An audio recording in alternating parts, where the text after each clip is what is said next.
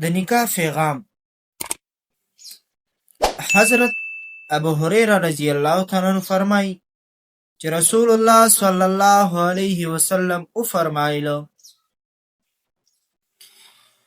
چې کله په تاسو کې یو کس داسې ښځې ته د نکاح پیغام ولیږي چې د هغې د دین او اخلاقو نه تاسو مطمئن شئ، متاثره شئ او خوشاله یې، نو د هغې سره واده وکړئ، یعنی د هغې سره نکاح وکړئ.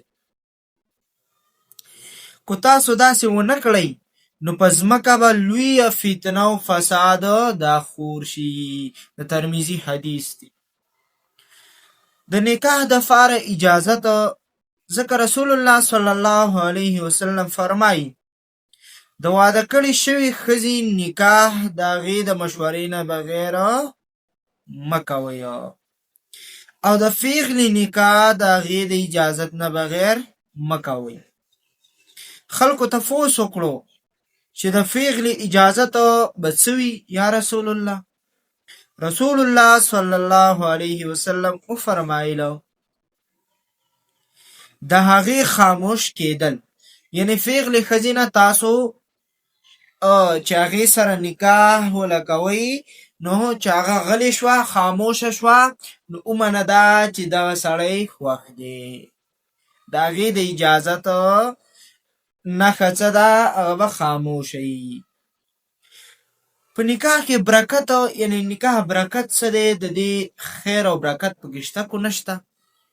ځکه حضرت عایشه رضی الله تعالی عنها فرمایي چې رسول الله صلی الله علیه وسلم وفرمایله د ټولو نه زیات برکت والا نکاح هغه ده چې په هغې کې کم نه کم دولت دا خرج شي. نن سبا زمونږ ودونه ماشاءالله دا ډولکي او دا ډمان او دا ګانې بجانې دا پکې راولي او دومره روپۍ په خرج کوي، دومره روپۍ په بل څه نه خرج کوي. یاره مړه وایي دا سړی رانه وایي په دې کې م خفه شو، یاره وایي دا سړی رانه خفه کېږي چې واده باندې مې خرچه ونه کړله، دا رانه وایي خفه کېږي. ای د الله بندینو، رسول الله صلی الله علیه وسلم وفرمایل رسول الله صلی الله علیه وسلم چې د زیات برکت والا نکاح څه ده؟ چې په هغې کې کم نه کم دولت، کم نه کم پیسې دا پکې خرج شي. دا د ټولو نه ښایسته دولت او ښایسته او د برکت والا نکاح ده. دې کې به الله رب العزت برکت اچوي. نو الله رب العزت دې موږ تاسو له په دې احادیثو د عمل کولو توفیق راکړي. و آخر دعوانا